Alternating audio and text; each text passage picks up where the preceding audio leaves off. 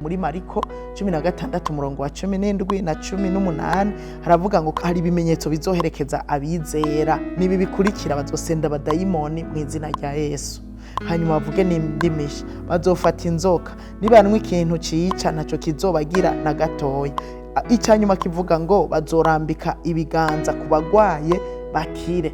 Turashobora gutanga gukira canke gutanga kubohoka mu izina rya Yesu biciye mu kurambika ibiganza ku bantu. Niki naco we ugwaye ukimenye, nivyo vyizeye uhakaza umukozi w'Imana akakurambika kw'ikiganza, nukuri urashobora gukira.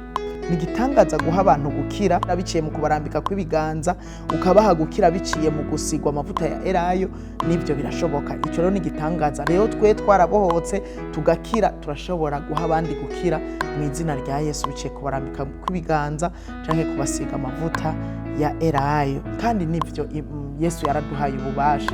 Turafise ububasha. Muri Luka igice cya 10 umurongo wa 19 yaravuze ngo henda bahaye ububasha bwo guhonyora inzoka na sikorupiyo nubwo kunesha ubushobozi bwose bwa wa mwazi. Arongera ko ngo kandi nta kintu kizogira ico kibagira na gatoya. Bisigura ngo ni ingwara n'uburozi nibiki nibizogira ico bitugira na gatoya kubera ububasha twahawe. Abantu rero banka gusengera abarozi ngo boca babaroga ibi na biriya. Eka uwuzi neza ko yahawe ububasha na Yesu Kristo, twabuhawe kugira ngo duhonyore inzoka na sikorupiyo, twongere dusangangura ubushobozi bwa Satani n'abakozi biwe. Nico gituma ndagusaba ntihagire umunsi n'umwe uzoza kubikora mu nkomezi zawe, ariko uze wibuke yuko ibyo ukora byose ubikora mu izina rya Yesu Kristo. Ububasha buhagaze kubikora mu izina rya Yesu. Ini icyo uzosaba cyose ugisabye mu izina rya Yesu Kristo, uhora hazogikora kugira ngo yiheshe icyubahiro. Nugusengera abagwayi, Imana izobikora kugira ngo yiheshe icyubahiro. Ni wabikora mu izina rya Yesu. Nugusenda abadayimoni, uhora hazobikora. Ni wabikora mu izina rya Yesu Kristo.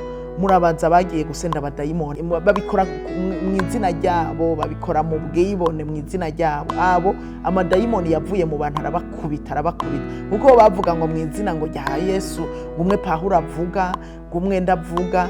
Urumva ntibavuga uwo batazi. Wewe ukabuza ubushobozi bw'izina rya Yesu Kristo.